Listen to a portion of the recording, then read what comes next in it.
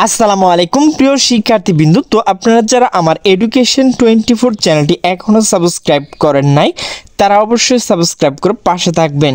তো আপনারা যারা 48তম বিসিএস পরীক্ষা দিবেন, তো আপনাদের যে বিসিএস পরীক্ষা তো সেটি কিন্তু আগামীকাল অনুষ্ঠিত হতে যাচ্ছে। তো সেই বিষয়ে কিন্তু একটি নোটিশ প্রকাশ করা হয়েছে। তো নোটিশটি মূলত প্রকাশ করা হয়েছে দ্য ডেইলি ক্যাম্পাস। তো নোটিশে বলা হয়েছে আপিল করবে পিএসসি 48তম বিসিএস এর পরীক্ষা আগামীকাল। নোটিশটি মূলত প্রকাশ করা হয়েছে 17 জুলাই 2025 বিকাল 4:16। তো নোটিশে বলা হয়েছে 32 বছর বেশি বয়সী চিকিৎসকদের 48তম বিসিএস পরীক্ষায় বসার সুযোগ দিতে পাবলিক সার্ভিস কমিশনকে পিএসসি নির্দেশ দিয়েছেন হাইকোর্ট। এই নির্দেশনার বিপরীত আপিল করতে যাচ্ছে সাংবিধানিক সংস্থাটি।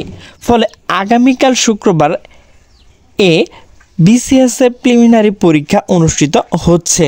বৃহস্পতিবার 17 জুলাই বেলা 11:30 দ্য ডেইলি ক্যাম্পাসকে এসব তথ্য জানান পিএসসির জনসংযোগ কর্মকর্তা এস.এম. মতিউর রহমান। তিনি বলেন, আজ বৃহস্পতিবার চেম্বার কোর্টে হাইকোর্টে দেয়া রায়ের বিরুদ্ধে আপিল করা হতে পারে। এদিকে 48তম বিসিএস বিশেষ পরীক্ষা ঘিরে বিশেষ নির্দেশনা জারি করেছে পিএসসি। বুধবার পিএসসি পরীক্ষা নিয়ন্ত্রক ক্যাডার মাসুমা আফরিন স্বাক্ষরিত এক বিজ্ঞপ্তিতে এইসব নির্দেশনা দেওয়া হয়। বিজ্ঞপ্তিতে বলা হয়, শুক্রবার সকাল 8টা থেকে 9:30টার মধ্যে পরীক্ষার্থীদের শুধু প্রবেশপত্র ও কালো কালি বলপেন নিয়ে প্রবেশ করতে হবে। 9:30 হলে মূল গেট বন্ধ করা হবে। এরপর কোনো পরীক্ষার্থী হলে প্রবেশ করতে পারবেন না।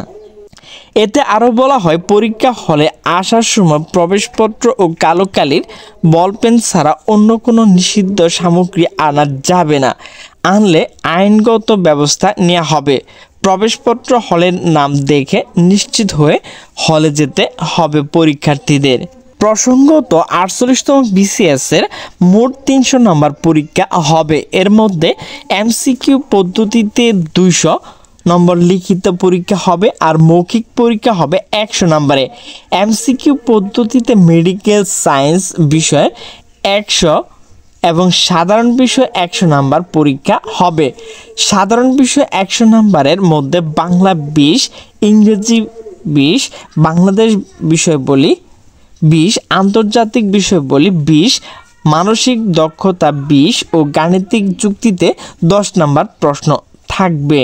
তো প্রিয় শিক্ষার্থী, আপনাদের কিন্তু আমি বলে দিয়েছি আপনাদের পরীক্ষা হলে কয়টার সময় উপস্থিত হবে। তো প্রিয় শিক্ষার্থীবৃন্দ, আমার ভিডিওটি যদি ভালো লাগে তাহলে অবশ্যই লাইক, কমেন্ট, শেয়ার করবেন। তো সকলে সুস্থ থাকবেন, ভালো থাকবেন। আল্লাহ হাফেজ।